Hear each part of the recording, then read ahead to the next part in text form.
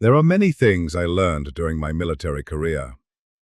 How to march, how to salute, how to sleep standing up, and, most importantly, how to look extremely busy whenever a senior officer appears. But there is one lesson that never appeared in any official manual. Never underestimate the T-urn. I learned this during what I still regard as one of the most carefully planned military operations of my career. It involved no enemy, no artillery, no tanks, not even a particularly aggressive goose. It involved tea. And, unfortunately, it involved me. I was an particular sort of officer.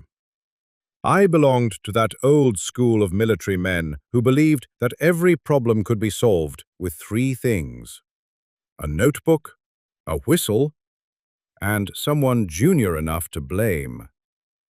I never shouted if I could avoid it. I had discovered that a quiet sentence was far more effective. That's the mind explaining that. Those 6 words could empty a room faster than an inspection. I also believed that a military camp should be run properly, which, looking back, was my first mistake. One chilly morning, we were informed that a distinguished inspection was expected. Naturally, the entire camp went into a state of controlled panic. The parade square was swept, the buildings were polished, the boots were polished, the brass was polished. At one point, somebody suggested polishing the boots again because the first polishing might not have been sufficiently polished. I was given responsibility for refreshments. This was, in hindsight, an extraordinary decision. I regarded tea very seriously. Tea was not merely a beverage. Tea was a system of government. There were procedures, there were timings, there was a correct number of cups, and there was, in my opinion, a correct temperature.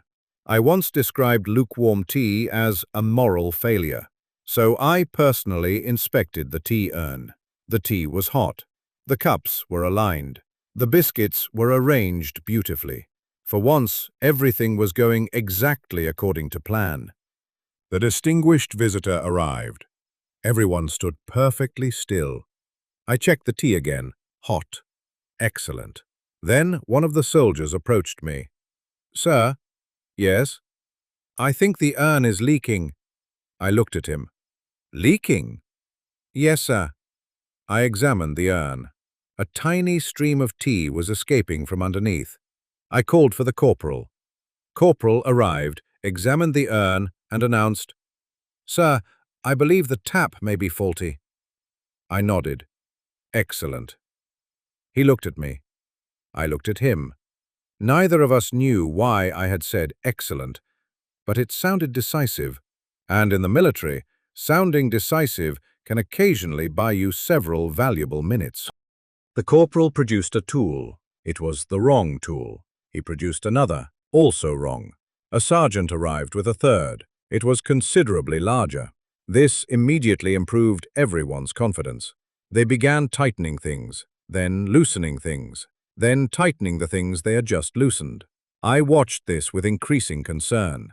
The urn began making a noise. It wasn't loud. It was worse than loud. It was the sort of noise machinery makes when it has decided that whatever you are doing is a terrible idea. I leaned closer. "Is that normal?" Nobody answered. That is an important military principle. If a piece of equipment makes a strange noise and nobody knows why, the safest course of action is to stand slightly farther away and pretend it belongs to another department. Then came the moment.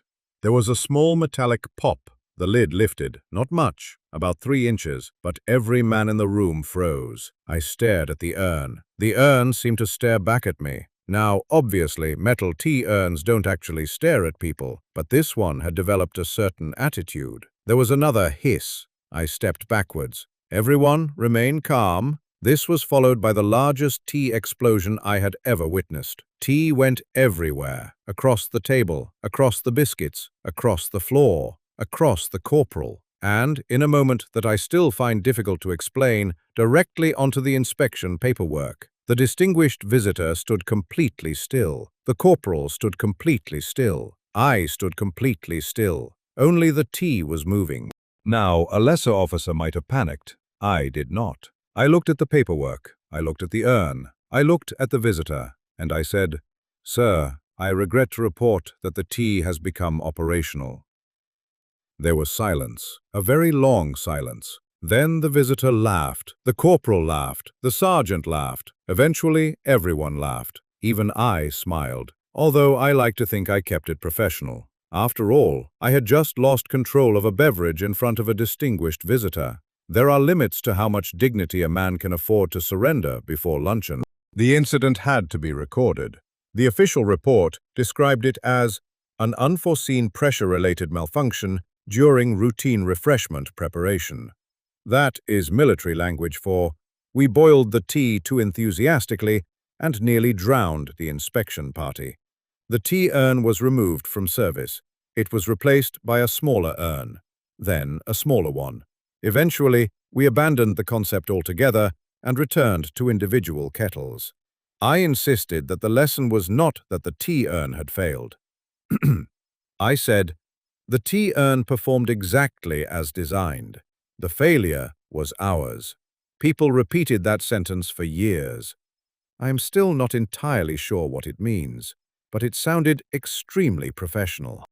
Looking back, I learned something rather important that day. You can spend years studying discipline, leadership, planning, and logistics, and then one morning, a tea urn teaches you more about command than any textbook ever could. I used to believe that the finest military plan was the one that survived contact with reality. I now think I was being optimistic. The finest military plan is the one that survives contact with a tea urn, because the enemy may attack your position, the weather may destroy your timetable, the transport may fail, the radio may stop working, but the tea will always find a way. And if you are the man in charge of it, you will eventually discover that your entire military career has been leading to this one moment. Standing in a puddle of tea, holding a clipboard, while a senior officer tries very hard not to laugh. So, that was one of my more memorable military operations. No enemy casualties, no medals, no great strategic victory. Just a tea urn, a wet clipboard, and a rather embarrassed officer. If you enjoyed this Norwood story, do the responsible thing. Press like, subscribe to the channel, and tell me in the comments about the funniest, strangest, or most completely unnecessary thing you have ever seen happen in uniform. Because every army has its official history, and then there is the history that gets told over tea, and frankly, that is usually the better one. Until next time, keep your boots polished, your paperwork dry, and for heaven's sake, never trust the tea urn. I certainly don't anymore.